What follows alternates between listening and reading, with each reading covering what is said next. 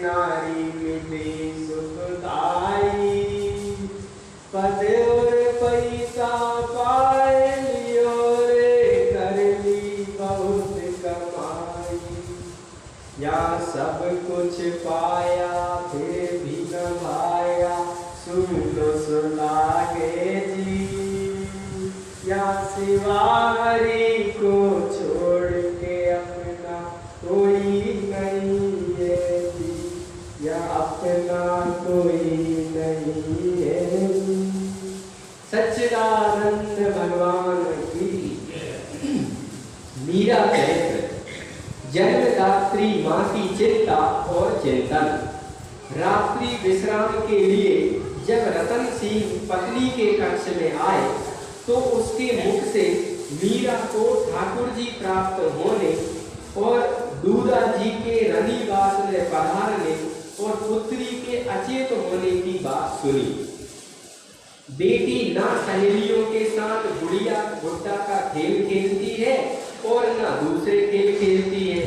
अन्नदाता हुकुम उसे संगीत शिक्षा दिला रहे हैं, सो तो फिर ठीक है, वैसी आवश्यकता तो उसकी भी नहीं है। उसे क्या महफिलों में गाना है, विधिवत संगीत सीखे।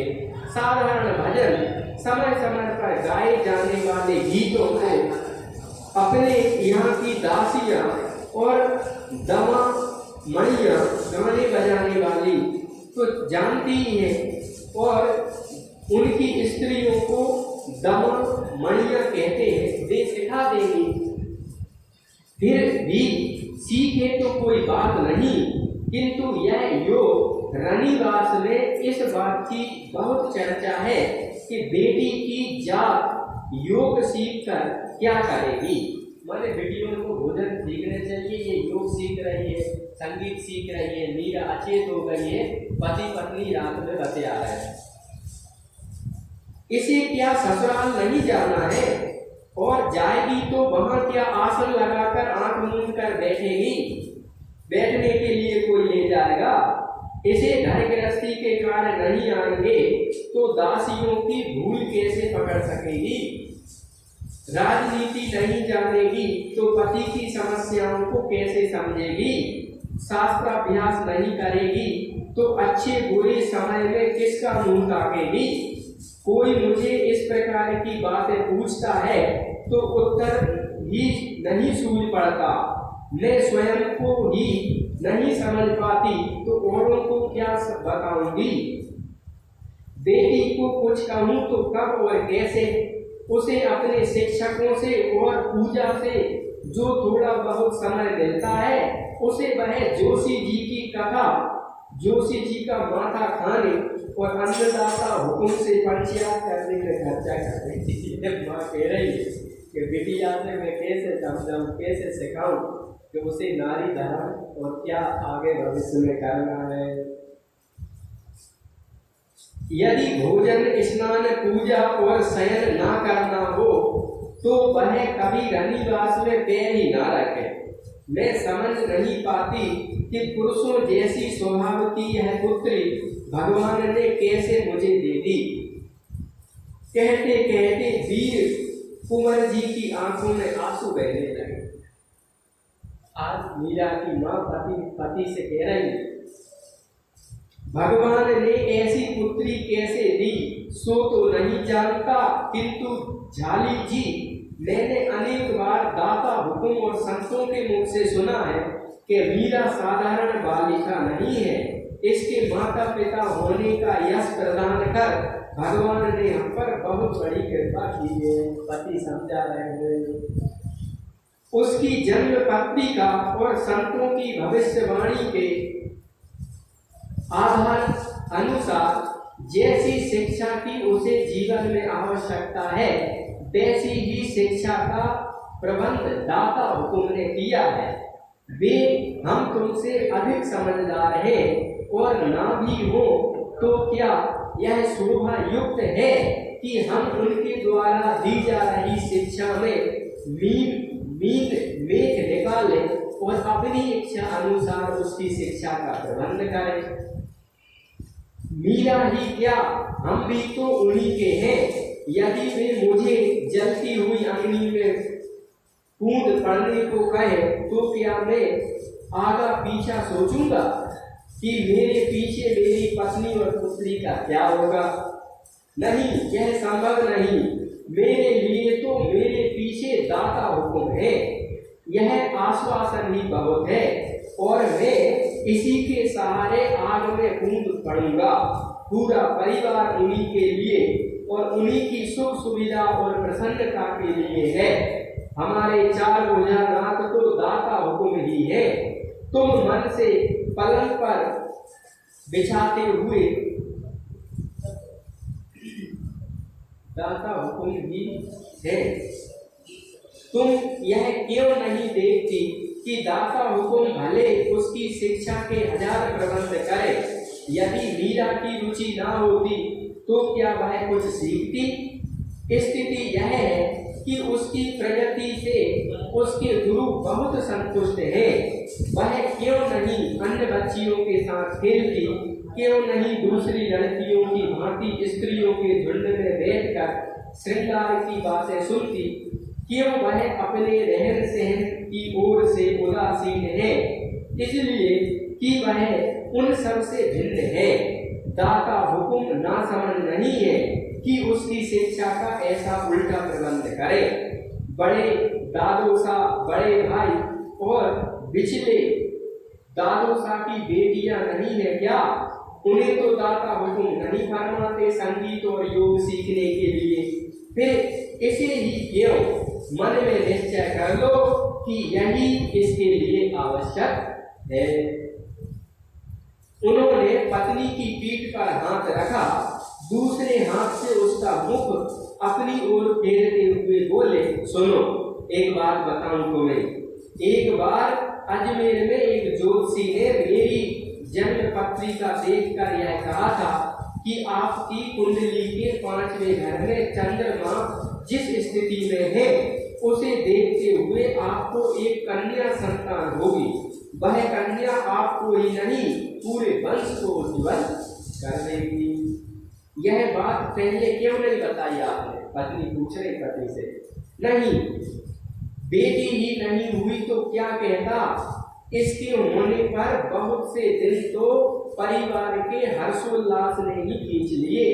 हम दोनों को जैसे तैसे चोरी करते हुए पकड़े गए हों, ऐसे सहमे सहमे सारी खुशी हंसी खुशी से दूर दूर रहने का प्रयत्न करते। तो पति पत्नी दूर रहते। मीरा के जन्मोत्सव बहुत दिन तक चलता रहा, तुम्हें बता नहीं पाया। और जब कोई संतान होती है तो पति पत्नी सहमे से फिरते। बाप रे, कैसा कठिन समय था वह, है ना? रतन सिंह हंस पड़े।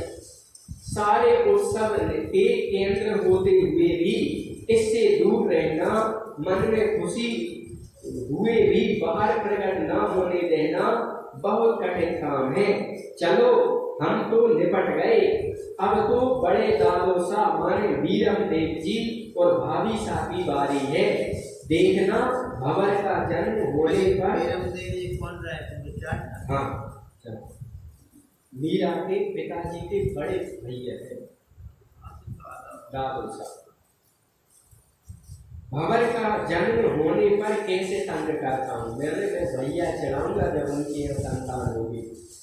मीरा के जन्मोत्सव के दिनों में जैसे ही मैं सामने पड़ता, दादोसा मेरी ओर देखकर मुस्कुरा देते।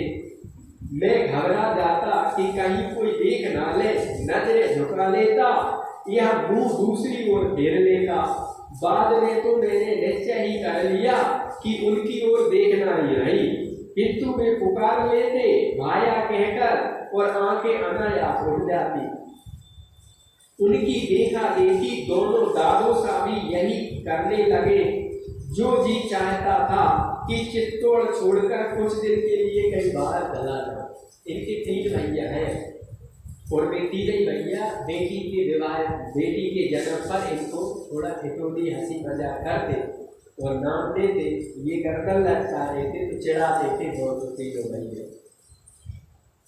ऐसे लगत के वीरता छोड़ के भाग जाऊं, किंतु जानता था कि इनके लिए तो दाता हुकुम से आज्ञा नहीं मिलेगी, कहीं बाहर जाऊं बिना पिताजी की कैसे जाऊं, और पिताजी हुक्म नहीं दे। वो पिताजी का इतना सम्मान था तीन भाइयों में कि पिताजी कहेंगे आग में कूद जाओ बेटा, तो मैं आग में कूद जाऊँ, मैं ये नहीं सोचूंगा मीरा का क्या होगा और झाला जी का क्या होगा। इतनी भक्ति पिता के प्रति रखे थे और होना भी चाहिए। माता पिता हमें जो आज्ञा दे वो करना चाहिए। आज हम डोंगरे जी महाराज की तत्वार्थ रामायण पढ़ रहे हैं, कुछ देर से वे आए, क्योंकि राम कथा की मानती है, भागवत कथा की सेवा, गौ कथा की सेवा। तो गाँव में आज ही जब बात आई कि राम जी का कैसा जीवन चरित्र है। राम जी ने जा नहीं गई कि पिताजी के कि तुम 14 वर्ष वनवास जाओ तब जाऊंगा, कहते कि पिताजी इसलिए हताश निराश से हो गए, इसलिए मौन हो गए कि मैंने इनसे 2 बार मांगा है, एक तो जो कि तुम 14 वर्ष वनवास में जाओ, दूसरा यह कि भरत जी राज सिंहासन कर देते। माँ के मुख से इतनी सी सुन ले, राम जी ने सिर झुका दिया कि माँ मैं जाऊंगा। पिताजी और तुम्हारी दोनों की सहमति है, इसी पे लड़ाई हो रही। तो कैकई से दोबारा ये नहीं पूछा कि भरत जी को तो तुमने मांगा सो अच्छा मांगा, मूल का दुश्मनी के 14 साल के वनवास भेज रहे, ये पूछा नहीं राम जी। राम जी कहते हैं, श्लोक आया है वाल्मीकि रामायण का कि पिताजी के तो मैं समुद्र में घूम जाऊं, पिताजी के तो मैं जलती आग में घूम जाऊं, पिताजी के तो मैं अपने शरीर को बेच दूं, पिताजी के तो मैं अपने जीवन का अंत करूं। पिताजी की इतनी आदर इज्जत होना चाहिए जीवन में। डोंगरे जी महाराज के माता पिता का बड़ा उपकार, बोले भगवान ने हमने नहीं देखा पर इतनी ममता कि जिनने अपने खून को पसीना बहा के हमारी शिक्षा, हमारे संस्कार, हमारे जीवन को खड़ा किया, बोले उनसे बड़ा उदार, उनसे बड़ा कृपालु, उनसे बड़ा हितैषी त्रिलोकी में कोई मिला आपको दूसरा। इसलिए पहले कहा जाता है माता पिता गुरुदेव की जय। माँ से बड़ा कौन हितैषी, पिता से बड़ा कौन हितैषी, उन्हें कभी लौट के जवाब नहीं देना चाहिए। बोले राम जी की कथा से ये शिक्षा लेनी चाहिए बच्चों को कि पिताजी जवाब ना दे, माता जी लौट के जवाब ना दे, देखिए ना तुरंत सिर नीचा कर लो और जितने बने मांग कर लो, करना तो पूरा चाहिए पर कंजूरी संभाल के ऐसा। बोले मैं बिना दादू शाह की आज्ञा से कहीं जा भी नहीं सकता। हे भगवान, जैसे एक तूफान से गुजरे हो तुम स्त्रियों को बड़ा आराम है, कम से कम ससुराल में ऐसी लज्जा से थोड़ी बहुत छुट्टी तो है। माने ससुराल में हर कोई वो नहीं करे, पर्दा में रनिदास में देखो, पीहर में तो रहना ही कितना होता है, हमें तो दोनों ओर से मुसीबतें हैं, कब तक होगा भाभी साहब के बालक का जन्म। माने ससुराल वाले भी एक है और मायके वाले भी एक है। हमें कोई संतान होती है, कोई बधाई मांगता है, कोई मिठाई मांगता है, कोई चिढ़ाता है, कोई चिढ़ाता है, तुम पर तुम लोग कछु नहीं सुरक्षित हो। अब भाभी के बच्चा कब होगा कि हमें थोड़ा सुकून होगा, रिलैक्स करना होगा। अब अधिक समय नहीं है, 15वां महीना 15 दिन और वीर कुंवरी जी ने अपने पति से कहा कि महीना 15 दिन में भाभी के भी बच्चा होगा। देखना मैं कल ही दादो शाह से अग्रिम बधाई मांगूंगा और भंवर दादा के जीवन काल में ही पौत्र का जन्म हो जाने पर बालक का नाम चाहे जो हो, गुरुजन उसे भंवर लाल कहते हैं और दूसरे लोग भंवर बना भंवर बाबजी कहते हैं। कि जन्म के पश्चात तो सीधे सीधे दाता हुकुम के पास विराज होंगे, उसी समय बधाई लेकर साफे का पल्ला फैला दूंगा और छोटी मोटी वस्तु से संतुष्ट नहीं होने वाला। मैं बहुत उड़ाया है, मुझे सारा बैल चुकाऊंगा। मीरा के भाइयों का हो रहा है। हाँ, मीरा के भाई का जन्म होना है और ये मीरा के पिता और माता बतिया है कि मैं जब मेरे बड़े भैया की न पुत्र होगा तब मैं अपनों साफा खोल के फैला दूंगा कि देव बधाई और चढ़ाऊंगा, भोग चढ़ाऊंगा, मजा लूंगा बड़े भैया के। रतन सिंह ने हर्ष मग्न होते हुए अपनी पत्नी से कहा, आहा, ऐसा भी कोई करता है पिता के सन्मुख पुत्र की बधाई स्वीकार करना। यदि आपने ऐसा किया और बाबूजी हुकुम ने युवराज आपके कंधे को पकड़कर दाता हुकुम की ओर घुमा दिया तो फिर बेवकूफ बन जाओगे ना आप, तब क्या करोगे बताइए जरा।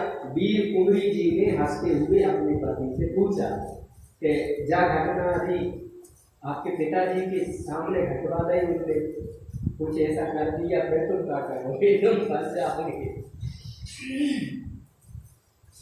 देखना, आहा, हाँ, यह तो मैंने सोचा ही नहीं।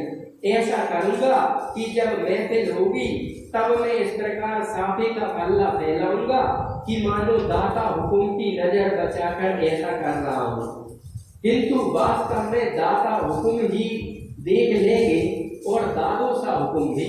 माने दोइयों के सामने ऐसा करूंगा कि दोइयों पे मेरी बात पहुंच जाए। वह तो भंवर बना जब 1.25 महीने के हो जाएंगे तब होगा ना। उस समय भी यदि बाबूजी हुकुम ने आंखें फेर ली तो क्या पल्ला फैला बैठे ही रहोगे? भंवर बना पर नजर न्यौछावर कुछ नहीं करोगे? जाने भी दीजिए ना, वे बड़े हैं, उन्होंने आपको चिढ़ाया पुड़ाया तो अवश्य तो नहीं कि बदला ही लिया जाए। अकेले में मांग लीजिएगा जो चाहे, मैं भी सुनूं क्या मांगोगे? जागीर, हाथी, घोड़ा, सोना? अरे नहीं, इन वस्तुओं की क्या गिनती, उस खुशी में क्या मांगूंगा, तुम ही कुछ बताओ ना। अब मैं क्या बताऊं? यदि भगवान से मांगना होता तो नवजात बालक के लिए उसका भवर पद, पौत्र पद की अखंडता मांगते। बाबूजी हुकुम से मांगने जैसा तो कुछ सूझ ही नहीं रहा है। ठहरो, एक बात सूझ रही है। देखो, छोटे दादो सा रायमल और छोटा भाई जोधपुर चले गए। अब जोधपुर से युद्ध अनिवार्य सा हो गया है। युद्ध में कभी भाई सामने सामने हुए तो टाल जाना हरामखोरी और लड़ना। मन में अथाह इसने लिए खंड से एक दूसरे का खून बहाना कैसा कठिन कार्य है ना? ठीक फरमाते हैं आप, किंतु हुकुम यह तो क्षत्रियों के धैर्य और धर्म की कसौटी है। हमारा धर्म ही ऐसा कठिन है कि सामने कि इसमें बाप बेटे भाई भाई कुछ नहीं होते। धर्म, कर्तव्य, स्वामी भक्ति ही क्षत्रिय के सगे संबंधी है। रण से पूर्व वे गले मिलते हैं और रण में उनकी तलवारें चलती हैं। माने रण में क्षत्रियों के धर्म देखा जाता। सामने यदि कोई परिवार का भी लड़ने आ रहा है जमीन के लिए और ललकार रहा है तो उसे भी मारना धर्म है। ओठों पर हंसी लिए एक दूसरे के वीरों पेतरों की प्रशंसा करते हुए वे भूखे नमार शेर की भांति एक दूसरे पे टूट पड़ते हैं। यह राठौड़ों की तो बात ही क्या कही जाए, माथा कटकर गिर पड़े फिर भी आप लोगों की तलवार नहीं उठती। ऐसा रणरंग चढ़ता है कि सिर विहीन धड़ ना गिरता है न पीछे हटता है। इसी से आपको काम धज कबंध का विरत प्राप्त है। हाँ, आप अपने बड़े भाई से कुछ मांगना चाहते हो ना? वह तुमने तो चारणों के समान प्रसन्न कर दिया मुझे। सच, जिस समय खड़ंगों और रणभेरी की आवाजें कानों में पड़ती है तो कब्ज की कड़ियां खड़क खड़ा उठती है, भुजाओं में धड़कन होने लगती है, शरीर के रोमों के साथ मूछें भी खड़ी होकर भर्राने लगती है। हृदय का उत्साह छाती फाड़कर बाहर निकलने को आतुर होता है। ऐसे में हाथ में असली सार सोना की शान हो, सोने की शान हो और गांधारी घोड़े की लगाम हो तो राजपूतों के लिए धरती छोटी पड़ जाती। क्या सोने को बखान रहे हैं। वास्तव में राजपूतों के खून में वह शक्ति भगवान देता है, उनके नाम उनकी भुजाओं में भगवान को बल देता है कि उन्हें धर्म पे जब आँच आई दिखती है तो उनमें उत्साह इतना जगता है कि घोड़ा ऐसे लगा थे धरती छोटी पड़ जाए, ऐसे लगा थे जैसे कब्र टूटने को तैयार हो रहा। मैंने तो जो देखा सुना वही अर्ज किया, कोई अतिशयोक्ति तो नहीं कि आज तक तो यही देखा जाना कि अपनी स्त्री कर्तव्य पालन और शरणागति के लिए राजपूत सारी दुनिया को आग लगा देते हैं। तब तुम ही कहो ऐसा क्या अनुचित है? रतन सिंह ने मुस्कुरा के अपनी पत्नी से पूछा। नहीं, न हरो माने शेरों के लिए यही उचित है, किंतु आज लगता है कि नहार की बेटी को बकरी या गाय बनाने की शिक्षा दी जा रही है। माने मीरा को शेरनी के गर्भ से शेर जन्म लेते हैं, गाय बकरियों के गर्भ से नहीं। यह क्यों भूलती हो झाली जी कि शेर और बकरी जन्मजात होते हैं। विपरीत शिक्षा तभी तक काम करती है जब तक समय नहीं आया, अन्यथा अन्याय देखकर क्षत्रिय संतान आंख नहीं मीच सकती, यह निश्चय मानो। मीरा कहाँ है? एक बार लाखों सोना उसे बहुत दिन से लाड़ नहीं कर पाया। आप कुछ मांगने की बात फरमा रहे थे। पिता कह रहे मीरा कहाँ है भैया, और पत्नी कह रही कि आप कुछ बात फरमा रहे थे। हाँ, यही मांगूंगा कि चाहे जैसा समय आए हम भाइयों को मृत्यु के अतिरिक्त कोई अलग ना कर पाए। देखो क्या बात, बड़े भैया से छोटा भैया पुत्र जन्म की खुशी में मांगेंगे कि हम और आपका प्रेम कम ना हो, मृत्यु ही हमें जुदा करे और कभी हमें जुदा ना हो। वाह क्या बात।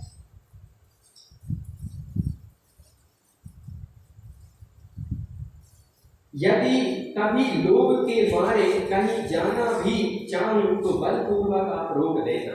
भैया से यही मांगूंगा। फिर भी यदि ना मानूं तो अपने हाथ से मेरा माथा उतार लेना, ठीक है ना? कितना प्रेम था भैया। छोटा भैया कह रहा है मैं अभी तुमसे बिछड़ूंगा तो मेरा सिर काट के रख लेना। क्या बात है। मीरा के पिताजी अपनी पत्नी से कह रहे हैं कि मैं बड़े भैया से पुत्र जन्म से ये मांगूंगा। सुनकर वीर कुंवरी जी की आंखों में आंसू भरा। पति की समझदारी पर उनका मन गर्व से भर आया। मन में कहा कि आपकी कृपा की, कैसी कृपा की प्रभु ने कि आपकी संगिनी बनने का मुझे सौभाग्य मिला। आंसू छिपाकर उन्होंने स्वीकृति से सिर हिला दिया। मीरा कहाँ है? ऊपर बालकों वाले कक्ष में सो गई होगी। अब तक तो थोड़ी जल्दी पधारते तो मिलती। कैसे? रतन सिंह हंस पड़े। दाता हुकुम और दादो साहब हुकुम के सामने ही उठकर आ जाऊं। कभी कभी भाई पंचायन की कमी बेहद खलती है। कोई तो हो जो मेरे भी उठकर आने की प्रतीक्षा करे। भंवर के जन्म की सूचना जाएगी तो अवश्य आएंगे। तुम आओ ना, मीरा को उठा लाओ। पति कह रहे मीरा से मिलवा दो। जो रो पड़ी और चिल्लाई तो सबको मालूम हो जाएगा। पत्नी कह रहे ऐसा नहीं होगा, वह बहुत समझदार है। दिल में भी कुछ कहना होता है तो दाता हुकुम की दृष्टि बचाकर संकेत करती है कहीं एकांत में चलने को। तुम उसे धीरे से जगा देना, वह समझ जाएगी। वीर कुंवरी जी ने जाकर धीरे से मीरा को जगाया और कान में मुंह लगाकर कहा, तेरे कुंवर सा बुला रहे हैं अभी? हाँ, क्यों? सो तो नहीं जानती, उन्हीं से पूछ लेना। चल शीघ्र ही कोई जग जाएगा। मेरे साथ गिरधर गोपाल सोए हैं, मेरे उठने से वे जाग रहेंगे। कुंवर सा की बात आप ही सुन लीजिएगा ना, सवेरे मुझे बता देना। देखो लीला का बात। इस छोरी को तो कुछ समझ में आता नहीं। तू चल एक बार, 1.5 बित्ती की लड़की तुझे अकल सिखा रही, मुझे अकल सिखा रही। देखो क्या होनहार निर्वाग के होत जी के नेपाल। वास्तव में क्षत्रियों ब्राह्मणों भाई तो ऐसी संतान है, ऐसे महान बात है, कितनी मर्यादा है, कितनी लोक लाज है। आप देखो कितनी लाज है, कैसी बात है क्षत्रियों की गानों की, सुनने में आश्चर्य होता। ये संस्कार थे आज के क्षत्रिय पीले से शाम को क्षत्रिय सड़क में घूमत है कि आजा तक बस करने वाला कहाँ हमारा धर्म, कैसे हमारे कुल, कैसे हमारे वर्ण, कैसी हमारी मर्यादा, आज सब चौका ढोरे चल महाराज समय की कैसी बात। 1.5 बित्ती की लड़की तो मुझको अकल सिखा रही। मीरा धीरे से उठी, सैया पर सोए गिरधर को अच्छी तरह उड़ाया और माँ के साथ चल पड़ी। पिता के समीप पहुंचकर उसने हाथ जोड़े, सिर झुकाते हुए अभिवादन उच्च स्वर में किया। बाबूजी, मीरा पिताजी को सिर झुका रही। आज की कन्याओं के पिताजी पैर पर है तो सर और मीट बनी खड़ी रही, जबकि बच्चियों का ये कर्तव्य है कि माता पिता सिर झुका, पैर ना छुए। ऐसी मर्यादा है, पैर ना छुए, पर सिर तो झुकाना चाहिए। ढीठ खड़ी रही है आज की बच्ची, पिताजी पैर पर जाने के हम भी करेंगे पिताजी प्रणाम, पिताजी प्रणाम करना चाहिए। फिर बच्चे को तो चरण छूना चाहिए, पर बेटी को शीश झुकाना चाहिए। मीरा ऐसा कर रही है, पिताजी को प्रणाम कर रही। चिरायु हो बेटी, इधर आओ, पिता आशीर्वाद दे रहे और ग्रंथ भी कह रहे अभिवादन शीलस्य नित्यं श्रद्धोक सेविका चत्वारि तस्य वर्धन्ते आयु विद्या यशो बलम। छोटों को बड़ों से प्रणाम करना, आशीर्वाद लेना चाहिए मर्यादा में। चिरायु हो बेटी, इधर आओ। उन्होंने पलंग पर बैठे बैठे ही हाथ बढ़ाकर उसको अपनी ओर खींच लिया। यह तो आ ही नहीं रही थी, कहती थी आप ही पूछकर सभी ने मुझे बता देगा। माँ ने कहा नींद आ रही थी ना, तुम्हारी नींद उड़ाई हमने, पर क्या करें, कभी कभी मन बेकाबू हो जाता है। रात के अतिरिक्त तो हम तुमसे मिल ही नहीं सकते ना। कैसी चल रही है तुम्हारी शिक्षा, पिताजी ने पूछा। ठीक ही है, योग में आसन और प्राणायाम सीख रही हूँ। गुरुजी ने योग की उपयोगिता और उससे होने वाली हानियां भी बताई है। संगीत में राग रागनियों का अभ्यास कर रही हूँ। मीरा पिताजी से कह रही, घर गृहस्थी का कुछ काम सीखती हो? हाँ, कभी कभी महोटा भामा हुकुम ताई जी के पास बैठती हूँ तो छोटा मोटा काम बता देती है। मंजू सा पेटी में कुछ रखना निकालना या कुछ ऐसा ही कुछ। सुना है किसी संत ने तुम्हें ठाकुर जी बख्शे हैं? हाँ कुंवर सा, मीरा के उत्साह में आकर बताया। वही तो मेरे पास सो रहे थे, अभी नए नए हैं ना, तो उन्हें अच्छा नहीं लगता होगा, इसलिए मैं रात को उनको अपने पास सुलाती हूँ। उनके लिए बाबूशाह ने सिंहासन बर्तन वस्त्र हिडोलना बनवा दिए हैं, और कुछ चाहिए हो तो हमें भी सेवा का अवसर देना। पिताजी मीरा से कह रहे। रतन सिंह ने मीरा को गोदी में उठाकर गालों पर चुंबन देते हुए पूछा, और सब तो है? मीरा ने सोच कर बताया, गिरधर गोपाल के लिए आभूषण नहीं है, आप बनवा देना। अवश्य बनवा देंगे बेटी, बताओ क्या क्या आभूषण चाहिए? जो आभूषण आदमी पहनते हैं वही। गिरधर गोपाल कोई लड़की थोड़ी है कि हंसली और चूड़ी चाहिए। कितनी सियानी है मीरा। नहीं बेटी, वह तो आदमी है। रतन सिंह जी हंसकर बोले, मैं तो जानना चाहता हूँ कि पैरों के लिए लंगर बनवाऊं या पायजेब छड़े, हाथों के लिए कड़े या पहुंची। बनवा सकते हो तो दोनों ही बनवा दो, बदल बदल के कहना। अच्छी बात है। आजकल श्री गदाधर जी जोशी महाभारत की कथा कह रहे हैं, तुम सुनती हो ना?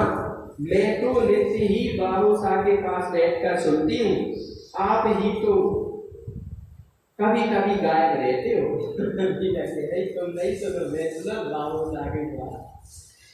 भाई तुम्हें और बाबू साहब को तो कुछ काम है नहीं, हम टहले सेवक राज्य के, सो दौड़ते भागते कभी कभार थोड़ा बहुत ज्ञान हमारे कानों में पड़ जाता है, सो सुनकर कहता तो बोल लेते हैं। बाबू साहब फरमाते हैं कि यह ज्ञान भी मरते समय काम आता है, इसलिए ध्यान से सुनो, सुनकर उस पर विचार करना चाहिए।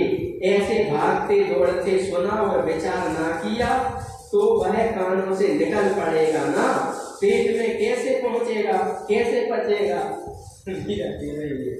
रतन सिंह ने हंसकर बेटी को छाती से लगा लिया।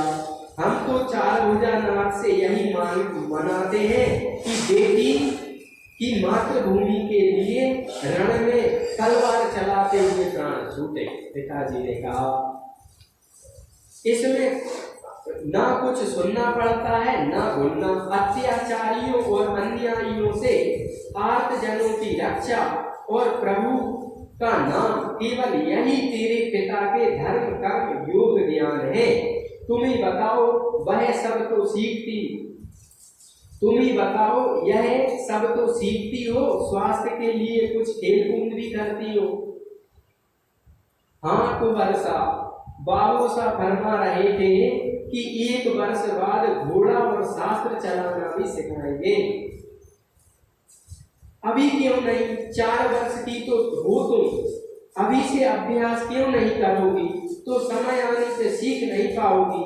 बाबू साहब फरमा रहे थे कि 1 वर्ष में तेरी शिक्षा संगीत की पूरी हो जाएगी। वह जो समय बचेगा उसमें सामान्य शास्त्र और अश्व शिक्षा हो जाएगी। अब मैं जाऊं कुंवर साहब? गिरधर अकेले हैं, गिरधर गोपाल अकेले हैं। जाओ बेटी, तुम्हारी माँ तुम्हें पहुंचा आएगी। नहीं कुंवर साहब, मैं चली जाऊंगी, डर बर नहीं लगता मुझे। बाबू आप यहीं विराजे। पिता की गोद से उतरकर मीरा ने माता पिता को पुनः प्रणाम किया और देहरी लांघकर बाहर गई। माता पिता दोनों ही वात्सल्य विलगित दृष्टि से अपनी इस असामान्य कन्या को जाते हुए देख रहे।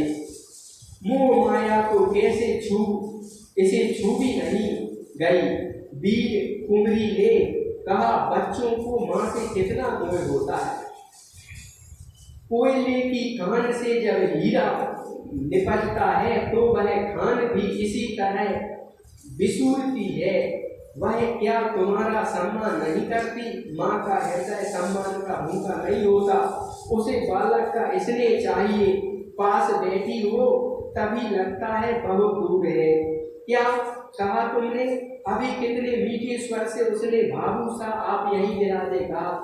माँ और पिता बात कर रहे, माँ सोच रही मुझे ज्यादा प्रेम मीरा से मिले, और पिता कह रहे अभी तो उसने कहा कि बाबू सा तो बेटा ही विराजे, मैं चली जाऊंगी। पिता की गोद में थी ना, माँ की गोद में नहीं, इसलिए माँ को थोड़ा फीका सा लगा। इससे अधिक अच्छा क्या लगता मुझे यदि वह कहती, बाबू मुझे गोद में उठाकर वापस छोड़ा। माँ पिता बच्चों के प्रेम के भूखे होते। मुझे डर लगता है, अथवा वह यह कहती कि बाबू साहब मैं आप ही के पास सो जाऊं। मुझे इससे अधिक और मुझसे अधिक चिंता उसे अपने ठाकुर जी की है। झाली जी अब यह आशा छोड़ो, हम दोनों इसे भूमि पर लाने के निमित्त मात्र हैं। यह तो महान आत्मा है जो अपना प्रारब्ध पूरा करने और जीवों का कल्याण करने के लिए आई है। सच्चिदानंद भगवान की जय। कृष्ण कन्हैया लाल की जय। मीरा के गोपाल की जय। कल अपन पढ़ेंगे भंवर जयमल का जन्म। मीरा के बड़े पिताजी के पुत्र होगा, उनका जन्म कल होगा। सच्चिदानंद भगवान